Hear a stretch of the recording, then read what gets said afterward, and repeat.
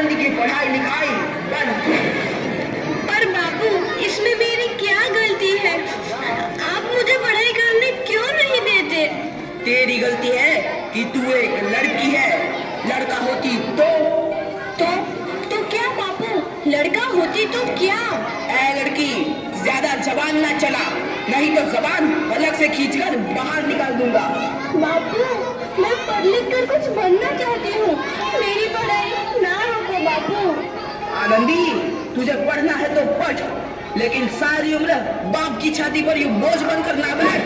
पर बापू, अभी तो मेरी उम्र पढ़ाई लिखाई की है, मुझे पढ़ लिख कर डॉक्टर बनना है। पढ़ाई पढ़ाई पढ़ाई, आज तो तेरी इन किताबों का काम तमाम करके ही छोड़ूंगा।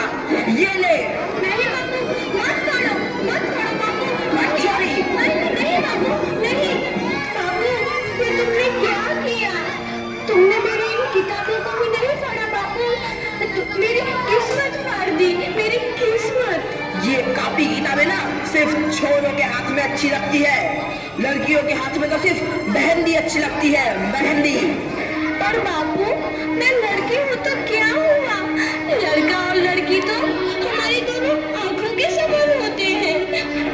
चुप कर आनंदी, और यह एहसान मान कि अब तक जिंदा है तू। कहीं बचपन में गला दबाकर मार दिया होता तो यह तेरी बकबक नहीं सुननी पड़ती आज। पर बापू, मुझे चूल्हा जलाना अच्छा ना लगे है। देख छोरी, जितना जल्दी हो तू चूल्हा जलाना सीख ले, उतना ही अच्छा है तेरे लिए। और हाँ, तेरा ब्याह तो होगा, वो भी कल के कल। अपना जीवन है तुम्हारी यह कहानी, आंचल में है दूध और आंखों में है पानी।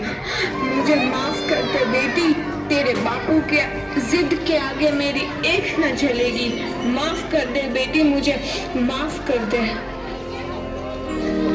इस प्रकार मात्र 9 वर्ष की छोटी उम्र में आनंदी का विवाह गोपाल राव जोशी से हो गया।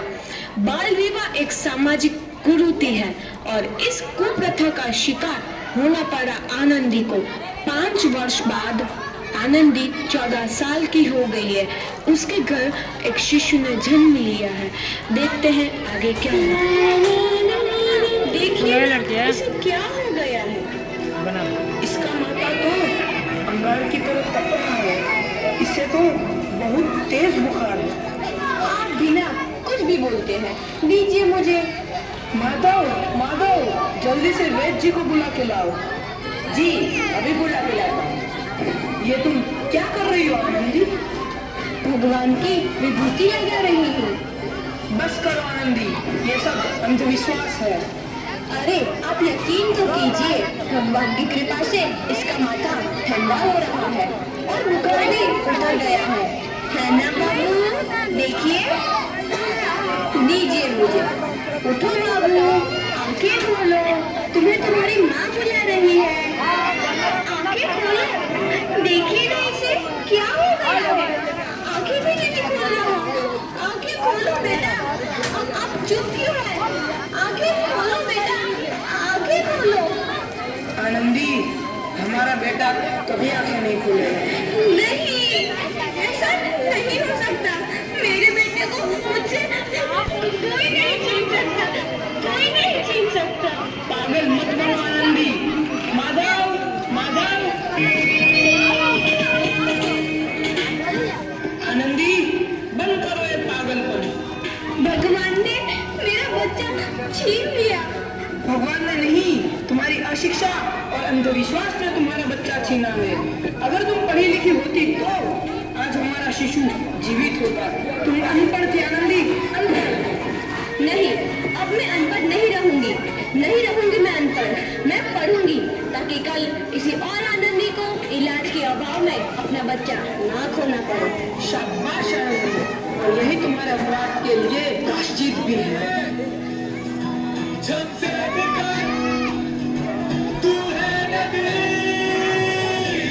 आनंदी, तुम्हारी 12वीं का परिणाम आ गया है। तुमने पूरे कॉलेज में प्रथम स्थान अर्जित किया है। आनंदी, तुम्हारी मेहनत रंग लाई है, तुम्हें शिक्षा वृत्ति मिली है। ये लो तुम्हारे अमेरिका जाने की टिकट। मुझे शिक्षा वृत्ति मिल गई, मैं अमेरिका जा रही हूँ। ये सब मैं अकेले कैसे कर पाऊंगी? दीदी, अपने आप को इतना कमजोर क्यों समझ रही हो? फिर इतना पढ़ने लिखने का क्या फायदा? तुम अभी गवार की गवार नहीं हूँ मैं अब गवार।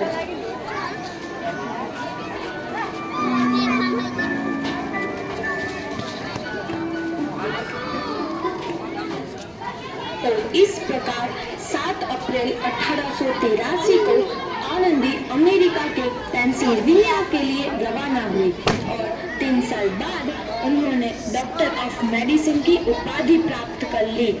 इधर आनंदी के पिता की तबीयत बहुत खराब है। आगे क्या होता है देखते हैं। लगता है अब मेरे जाने का समय आ चुका है। तो मैं नहीं बचूंगा। ऐसा मत बोलो। शहर के सिटी हॉस्पिटल में अमेरिका से डिग्री लेकर कोई बड़ा डॉक्टर आया है, एक बार वहाँ चलकर दिखा लेते हैं। हाँ सही बोला भैया, कम से कम दिल को तसल्ली तो मिल जाएगी। हाँ हाँ, चलो चलो जल्दी हॉस्पिटल चलते हैं।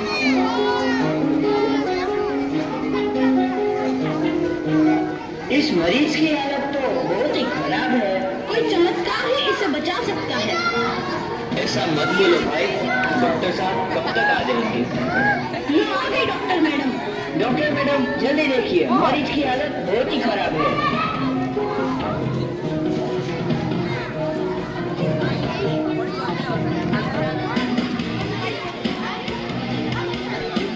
अब आप बिल्कुल ठीक है। मौत के मुंह से आपको बचाया है डॉक्टर मैडम ने। डॉक्टर साहब ने मुझे बचा लिया। मुझे मिलना है डॉक्टर साहब से। डॉक्टर साहब नहीं, डॉक्टर मैडम बोलो। डॉक्टर मैडम, उन्होंने ही तुम्हें जीवन दान दिया है। लो आ गई डॉक्टर मैडम, मिल लो उनसे। सर ये हो रहा है नहीं। डॉक्टर मैडम आपका बहुत बहुत धन्यवाद। आपने मेरी जान बचाई। इसके बदले में मैं गरीब भूला